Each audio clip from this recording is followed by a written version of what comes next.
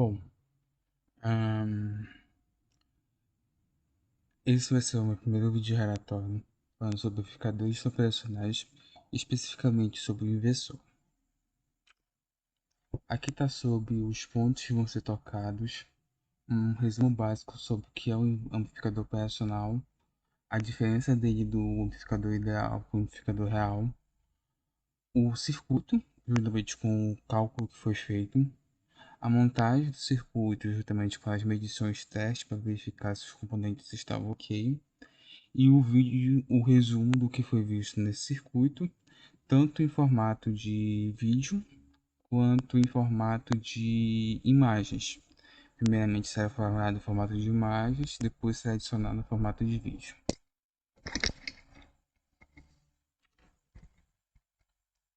Ok, primeiramente uma breve introdução sobre o amplificador operacional. Os amplificadores operacionais são uma classe específica de amplificadores, onde a classificação dele é amplificador de alto ganho, ou seja, ele tem um ganho superior e destacavelmente alto em comparação aos outros amplificadores, por isso que ele é classificado como sendo um amplificador operacional de alto ganho. Em quase todos os casos que são utilizados, ele está ligado diretamente a um circuito de realimentação, ou seja, a realimentação é sempre presente nesses casos. Quer dizer que todo amplificador operacional é realimentado? Não. Tem amplificadores que são utilizados sem alimentação, só que são alguns casos muito específicos de circuito, mas o mais comum é haver essa realimentação. E normalmente, assim, normalmente não, o idealmente do projeto de amplificadores operacionais é que ele fosse utilizado para realizar operações matemáticas nos computadores tidos como analógicos. Contudo, com o passar do tempo foram achadas outras utilidades para ele. Bom, vamos falar um pouquinho sobre o que o amplificador operacional ideal é.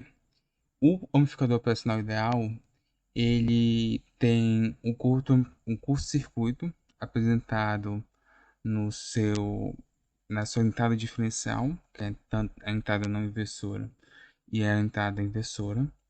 Assim, no modo ideal, lá é um fio condutor, não tem uma resistência nem tem uma passagem de corrente. A impedância de entrada dele é infinita, ou seja, ele tem uma impedância muito alta, ao ponto de ser quase um circuito aberto ou ser classificado como um circuito aberto, já com uma tendência de quando a impedância seja muito alta é que o circuito veja isso como um circuito aberto. Se o ganho de tensão em malha aberta é infinito, ou seja, em malha aberta o ganho tende a infinito, que seria mais ou menos assim, injeta uma microtensão e ele vai me retornar uma tensão muito alta na saída. Ou seja, o ganho dele, que é a diferenciação dessas tensões de saída pela entrada, uma divisão, é muito alto. E não existe diferença de potencial entre suas entradas, que seria mais ou menos a não existência de. Eu acho que eu falei isso no começo, mas tá, vamos lá. Não existe fluxo de corrente na entrada dos ampops, seria algo próximo a não tem corrente, circuito aberto, por isso que a impedância de entrada seria infinita. E não existir uma diferença de potencial seria o caso do ter um curto-circuito virtual entre a diferença de potencial da entrada não inversora com a entrada inversora. E a impedância de saída é igual a zero, ou seja, a fonte imaginária que está tendo lá não tem uma carga. O que isso diferencia, o que isso influencia? Há um efeito chamado Aliasing, que seria um, uma defasagem, se pode se dizer. Se não estou enganado, não é bem o termo correto Aliasing, mas há uma defasagem, que é o efeito de carregamento. E esse efeito de carregamento é intensificado quanto maior for a impedância de saída e menor for a impedância de entrada. Por isso que duas características bem importantes são a impedância de entrada infinita, ou seja, diminui o efeito de carregamento, e a impedância de saída igual a zero, ou seja, diminui ainda mais o efeito de carregamento.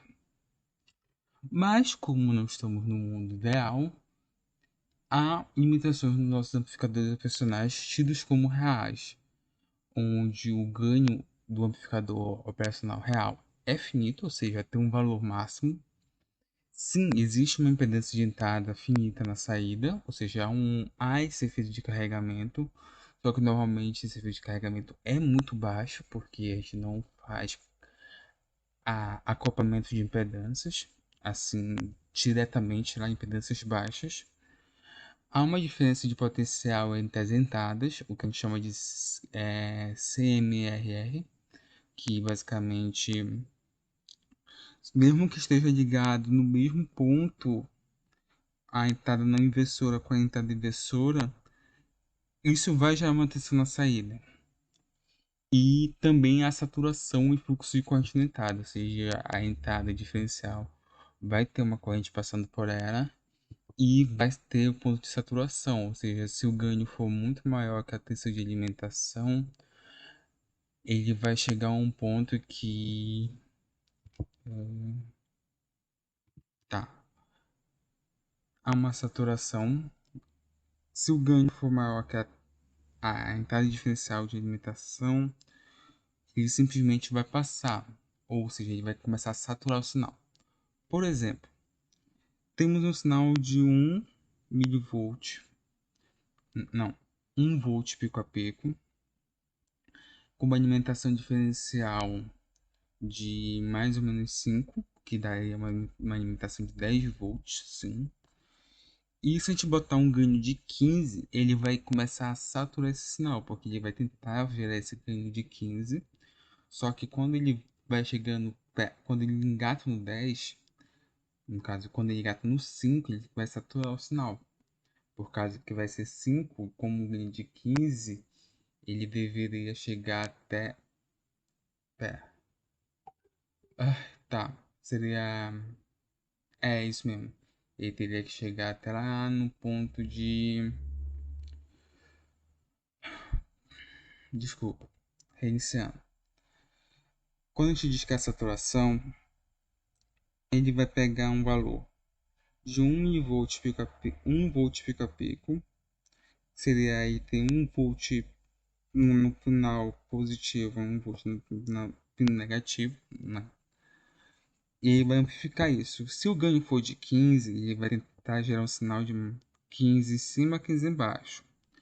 Mas se por algum acaso a alimentação desse sinal for mais ou menos 5 volts, esse sinal de 15, positivo ou negativo, que seria visto, ele vai chegar somente até o 5. Do nosso circuito, os componentes que vão ser utilizados é o TL081, que é esse da imagem na foto. Esse daí está no modo genérico, mas é esse tipo de indicador. Um resistor de 10K e um resistor de 100K. O motivo desse resistor vai ser explicado mais abaixo. Uma fonte simétrica e mais ou menos 12 volts. Um osciloscópio para visualizar o sinal e um gerador de sinal. Tá, por que foi escolhido esses resistores de 10 e de 100? Como foi pedido um resistor, um ganho, no caso, de menos 10, o ganho foi dado como módulo de 10, eu escolhi um sinal, um resistor, que seja bem comum, resistor de 10K, até para evitar a existência de efeito de carregamento, e um resistor de 100K, que assim a gente teria, na visão da carga, o RF, como há um curto-circuito, entre aspas, entre a entrada somadora com a entrada negativa, se é que a gente pode dizer somadora, no caso a entrada não inversora com a entrada inversora, meio que a gente daria uma visão de que a carga na saída do VO, que é o nosso RF, seria uma carga de alta impedância, por isso que essa carga seria de 100K. Assim evitaria efeitos de carregamento. Bom, aqui temos duas imagens e a montagem. Primeiramente foi setada as tensões de 12 e de menos 12 volts. Foi feita as medições tomando cuidado para não tocar nas duas pontas, para nossa resistência humana não interferir na medição, para não identificar o meu corpo humano como sendo uma resistência paralela, para poder medir essas resistências. A gente vê que uma deu 9,96K, o que para uma tolerância de 1% ainda está dentro da faixa. A faixa seria de mais ou menos entre 9,9K a 11K, não, a 10,1K, perdão. E como o 9,96 está nessa faixa, esse resistor está considerado dentro da faixa. E a alta resistência que foi de 100, que variaria no caso poderia variar de 99 a 101 kΩ. Como ela está em 100,2, ela está excelente para o nosso circuito. Aqui foi montado o circuito, feito as ligações para apresentados, olhando e tomando cuidado com o datasheet. Lembrando que a entrada do pino 2 é a entrada inversora, a do pino 3 é a não inversora, a do pino 6 é de saída, a do pino 7 alimentação positiva e a do pino 4 alimentação negativa. Depois de montar todo esse circuito, a gente foi injetar o sinal. No sinal, como foi pedido, foi o sinal de 1 volt pico a pico, com um ganho de 10. Então, 1 vezes 10 daria 10 volts pico a pico na saída. Frequência setada em 1 kHz, que é essa imagem da direita. Vemos que o sinal não satura, não há distorções e não há nenhum outro tipo de problema com esse sinal. Ele está amplificando de forma ideal. Depois disso, vamos procurar um ponto de saturação do sinal, onde ele começaria a saturar. A imagem que apresento aqui é a imagem de momentos antes de ele começar a saturar. A partir de seus 2,3 volts pico a pico, ele começa a ver saturação, que é o que será mostrado em vídeo daqui a pouco. Em 2,23, que é o nosso 2,2 do gerador, se eu não estou enganado, o 2,1 do gerador, ele não satura, ou seja, a amplitude máxima que ele consegue chegar é esta. Agora fique com o vídeo que eu falo sobre o sinal mostrando tudo como foi no dia. Aqui a gente vai falar sobre o que foi gravado em sala, onde a gente começa mostrando a nossa fonte de alimentação que foi setada em 12 volts. Essa fonte está alimentando o nosso circuito, que é esse que vos apresento, onde foi tomado todos os cuidados para não ter curto, separado as tensões e o aterramento de modo a não ter contato. Está aqui o circuito sendo alimentado e capturado os sinais ligado diretamente no osciloscópio. Aqui está setado a última tensão, que é a tensão de teste, que eu estava procurando saturação, mas agora eu vou setar as tensões de alimentação que foi pedidas. No caso, estamos demonstrando saturação. Acho que daqui é de saturação. Vou setar a tensão de alimentação que foi pedida para demonstrar. Onde a gente vê que o sinal está só diminuindo de forma constante.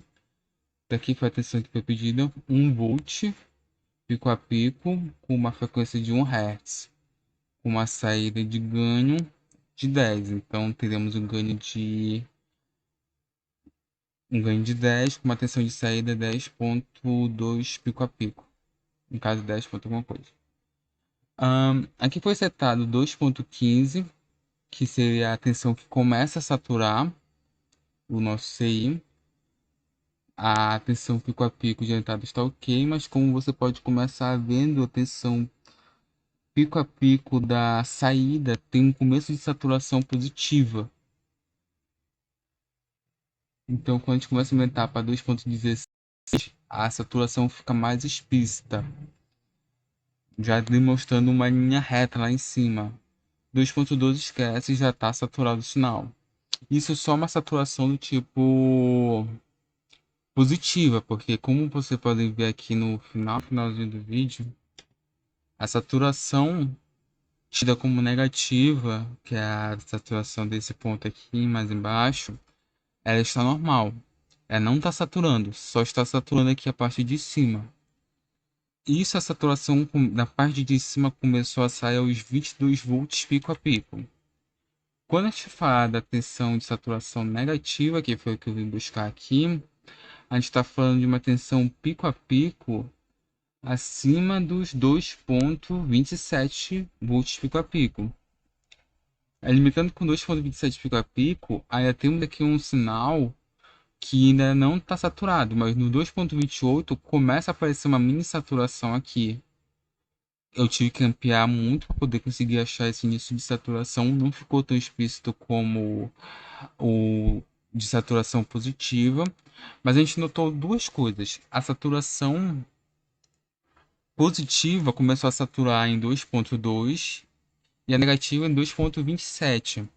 Ou seja, há uma diferença, que é o que a gente chama da imperfeição do circuito, que ele não satura junto. Então, o nosso CMRR vai se apresentar aí em algum momento, por causa justamente dessa diferenciação de saturação.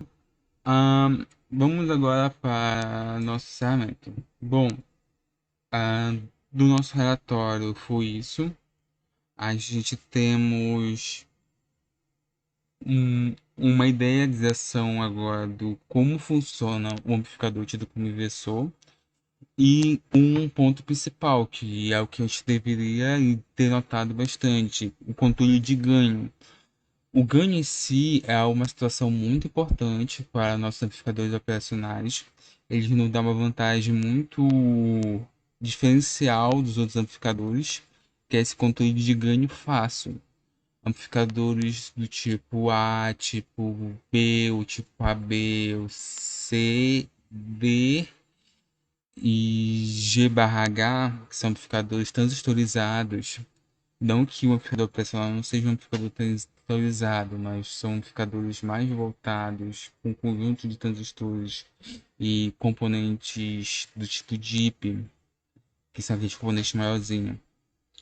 Esses componentes, estando a mais à vista, voltando para o foco, tem um controle de ganho um pouco mais difícil, onde temperatura faz variar a sensibilidade, corrente faz variar a sensibilidade.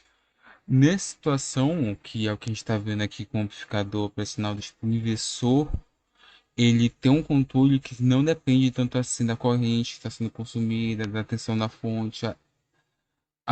Ele não tem um consumo tão alto, então a vantagem que há sobre esse amplificador, esse modelo de amplificação, é o controle de ganho que existe nele.